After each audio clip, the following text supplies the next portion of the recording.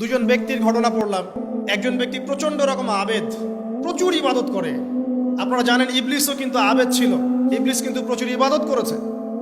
এখন ওই ব্যক্তির একজন বন্ধু ছিল, এটা বানু ইসরাইলদের ঘটনা। তো সেই বন্ধু পাপী ছিল, বিভিন্ন কবিরা গুনাহ করত। আর এই আবেদ ব্যক্তি বারবার তাকে নসিহত করত, গোনা ছেড়ে দাও, তুমি পাপ করছো, গোনা ছেড়ে দাও। তখন সেই ব্যক্তি যে পাপ করছে সে বলতো যে আল্লাহ কি তোমাকে আমার রক্ষক বানিয়েছেন?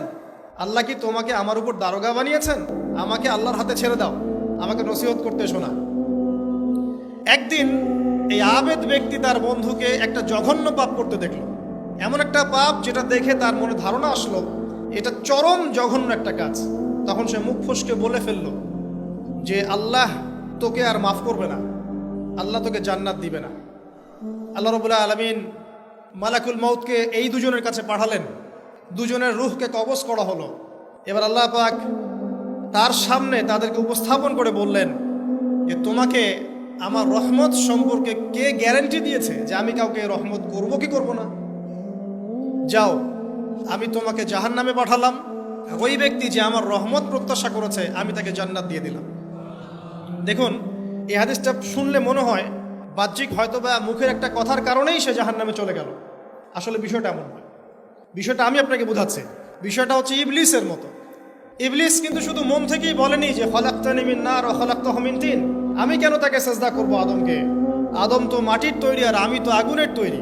এটা ইবলিসের শুধু মৌখিক স্টেটমেন্ট ছিল না, কারণ কি ছিল? আবা ওয়াস্তাকবার, সে উদ্ধত হয়েছিল, অহংকার প্রদর্শন করেছিল। ভিতর থেকে ইন্টারনালি সে অহংকারী ছিল, সে আন্ডার এস্টিমেট করে কথাটা বলেছে, শুধু মৌখিকভাবে বলে নাই। কিন্তু ঠিক এই ব্যক্তির ঘটনা এমনই, সে মন থেকে অহংকারী হয়ে উঠেছিল, যদিও বা সে আবেদ ছিল। এখানে আমরা যারা প্র্যাকটিসিং মুসলিম হওয়ার চেষ্টা করছি আমাদের জন্য এখানে নিদর্শন আছে। অচত নামাজ পড়েই ভেবে বসবেন না যে অনেক কিছু করে ফেলছে, এক চিল্লা দিয়ে মনে করে ফেলবেন না যে দিনের জন্য অনেক কিছু করে ফেলছে। একটা হজ করেছেন, ওমরা করেছেন, সিয়াম রেখেছেন, দিনের জন্য দান সদকা করেছেন, একটা মাদ্রাসা মসজিদ করেছেন, ভেবে বসবেন না আপনি সব অনেক কিছু করে ফেলেছেন এবং অন্যরা সব ককরোচ তেলাপোকা, ওরা জাহান্নামে যাবে, এমনটা মনে করবেন। জানি না আমরা যে কার আমলের কতটুকু আল্লাহর কাছে কবুল হচ্ছে। তো এখানে এই ব্যক্তির সমস্যা ছিল এই, সে নিজের আমলটাকে অনেক ভারী মনে করছিল এবং সে স্টেটমেন্ট দিয়ে ফেললো যে তোকে আল্লাহ পাক মাফ করবে। এই একটা কথা মন থেকে বলার কারণে তার ইহকাল পরকাল দুটা বরবাদ হয়ে গেল, সে জাহান্নামে চলে গেল। ঠিক আরেক ব্যক্তির ঘটনা আছে এমন, এগুলো সবগুলো রেফারেন্স আছে। এক ব্যক্তি প্রচুর ইবাদত করত, আল্লাহ পাক তার ইবাদত করার জন্যে পাহাড়ের চূড়ায় একটা সুন্দর ব্যবস্থাও করে দিয়েছিলেন। সেখানে ডালিম গাছ হতো, ঝর্ণা আসতো, খাবারের কোনো অভাব নাই। হাদিস এসেছে 500 বছর সে ইবাদত করেছে। কত বছর? কিয়ামতের মাঠে এই ব্যক্তির অবস্থা এমন হবে, তাকে জান্নাতে প্রবেশ করানোর জন্য নিয়ে যেতে বলা হবে যাও আমার রহমতে জান্নাতে চলে যাও। আল্লাহ পাক তাকে এই কথাটা বলবেন, কিন্তু এই ব্যক্তি বলবে আমার আমলের কারণে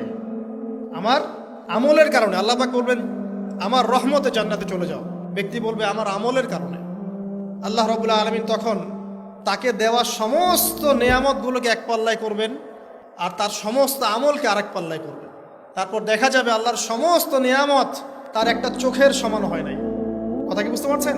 একটা চোখের যে নেয়ামত আল্লাহ পাকের, সমস্ত আমলও 500 বছরের ইবাদত এতটুকু হয়নি। তারপর তাকে বলা হবে ওকে জাহান্নামে নিয়ে যাও। এবার জাহান্নামে যাওয়ার সময় সে বলবে আল্লাহ তোমার রহমতে আমাকে মাফ করে দাও। তখন আল্লাহ পাক তাকে আবার ডেকে নিয়ে আসবে, বলবেন যে তোমাকে যে আমি ইবাদত করার জায়গা করে দিয়েছিলাম, এটা কি তুমি নিজে করেছো না আমি করেছি? সে বলবে আপনি করেছেন। তোমাকে যে আমি সৃষ্টি করেছিলাম তখন কি তুমি কোনো আমল করেছিলে? বলবে না। তাহলে তোমাকে যে সৃষ্টি করেছি আমি, এটা কি তোমার আমলের কারণে? না। তোমাকে সারা দুনিয়াতে এত নিয়ামত দিয়েছি, এটা কি তোমার আমলের কারণে? সে বলবে না। তখন তাকে জান্নাতে প্রবেশ করানো হবে।